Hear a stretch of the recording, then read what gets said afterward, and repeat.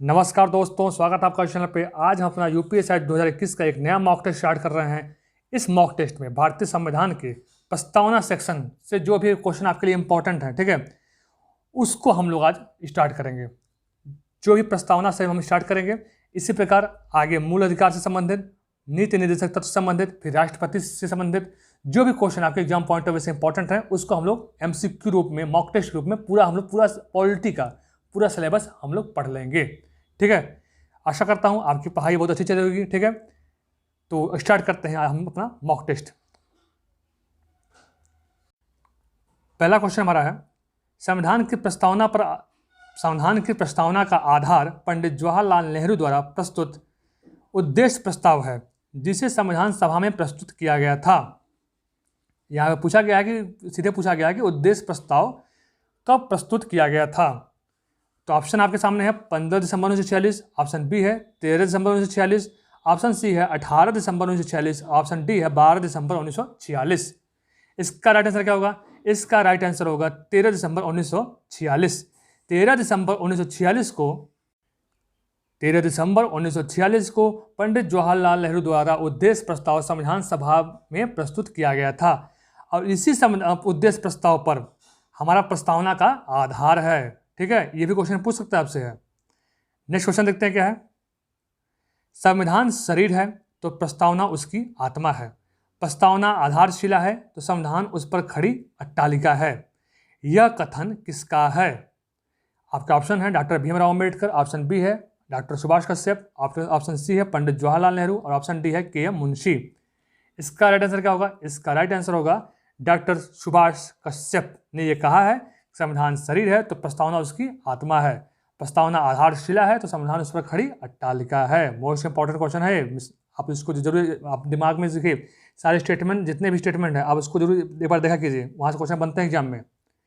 Next question क्या है, भारतीय संविधान के किस भाग में यह उल्लेख किया गया है कि भारत एक धर्मनिरपेक्ष राज्य है? इसका क्या आंसर होगा राइट?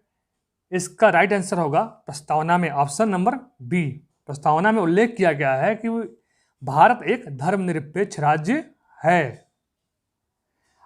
नेक्स्ट क्वेश्चन क्या है, प्रस्तावना की भाषा को किस देश से लिया गया है? प्रस्तावना की भाषा को किस देश से लिया गया है? ऑप्शन नंबर फर्स्ट है ए है संयुक्त राज्य अमेरिका, ऑप्शन बी है ऑस्ट्रेलिया, ऑप्शन नंबर सी है आयरलैंड, ऑप्शन नंबर डी है जापान।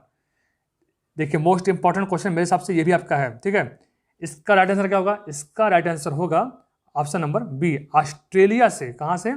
ऑस्ट्रेलिया से प्रस्तावना की भाषा को लिया गया है। नेक्स्ट क्वेश्चन देखते हैं क्या है, सामाजिक, आर्थिक और राजनीतिक न्याय इन तत्वों को भारतीय संविधान में कहां से लिया गया है?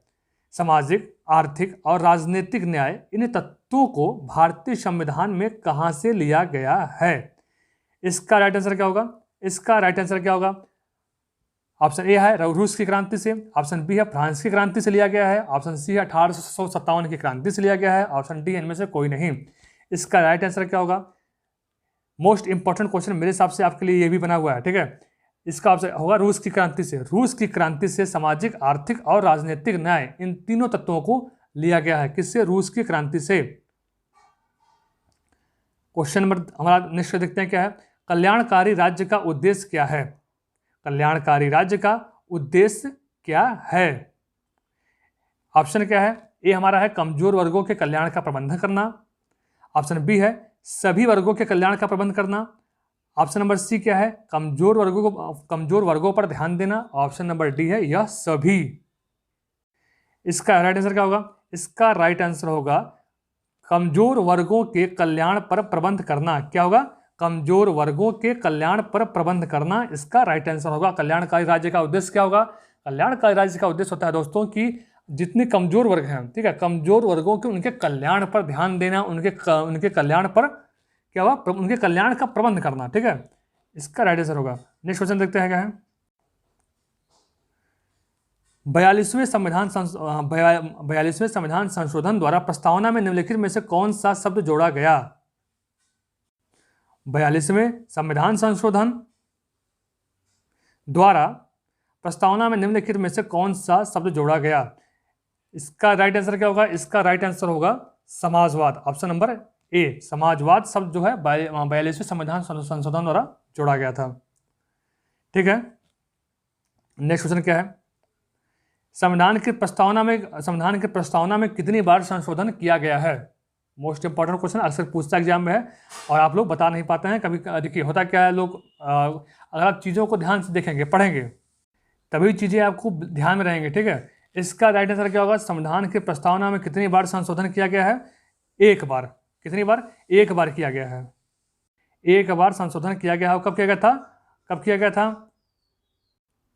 वो किया गया है 42वें संविधान संशोधन 1976 में। आपने अक्सर ये क्वेश्चन बिल्कुल इससे बनते हैं क्वेश्चन, आप इसको ध्यान में आप ध्यान दीजिएगा। ठीक है, नेक्स्ट क्वेश्चन क्या है, भारत की संप्रभुता किसमें निहित है?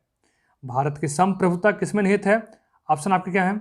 ऑप्शन फर्स्ट है भारतीय संसद में, ऑप्शन बी है भारत की जनता में, ऑप्शन सी है राष्ट्रपति में, ऑप्शन नंबर डी है सर्वोच्च न्यायालय में। तो भारत की संप्रभुता किसमें निहित है? इसका राइट आंसर क्या होगा? इसका राइट आंसर होगा ऑप्शन नंबर बी, भारत की जनता में। किसमें? भारत की जनता में ही भारत की संप्रभुता निहित है। नेक्स्ट क्वेश्चन देखते हैं क्या है। नेक्स्ट क्वेश्चन हमारा है, भारतीय संविधान की प्रस्तावना आरंभ होती है। भारतीय संविधान की प्रस्तावना आरंभ होती है ए जनता के लोग शब्दों से, बी हम भारत के लोग शब्दों से, सी हम भारत के सब लोग शब्दों से, ऑप्शन नंबर डी है हम सब लोग शब्दों से। इसका राइट आंसर क्या होगा? इसका राइट आंसर होगा हम भारत के लोग शब्दों से। ठीक है, हम भारत के लोग। आपने प्रस्तावना देखा पढ़ा होगा। ठीक है, नहीं पढ़ा है तो आप बिल्कुल पढ़िए एक बार पूरी प्रस्तावना। ठीक है, इसका राइट आंसर होगा हम भारत के लोग शब्दों से। इसी तरीके से हमारा ये 10 क्वेश्चन प्रस्तावना हमारे जो 10 क्वेश्चन थे, ठीक है, ये हम आज सॉल्व कर चुके हैं। नेक्स्ट में हम लोग फिर से मूल अधिकार, राज्य के नीति निर्देशक तत्व, मूल कर्तव्य, राष्ट्रपति, संसद भवन, संसद से, सर्वोच्च न्यायालय से, उच्च न्यायालय से, जो भी क्वेश्चन सबको हम लोग MCQ रूप में पढ़ते चलेंगे। ठीक है, सॉल्व करते चलेंगे, जो आपके एग्जाम पॉइंट ऑफ व्यू से इंपॉर्टेंट है। तो आप लोग इस चैनल से जुड़ जाइए। ठीक है, ताकि आपको मॉक टेस्ट अधिक से अधिक आप मॉक टेस्ट सॉल्व कर पाएँ। मिलते हैं आपसे हम अगले वीडियो में।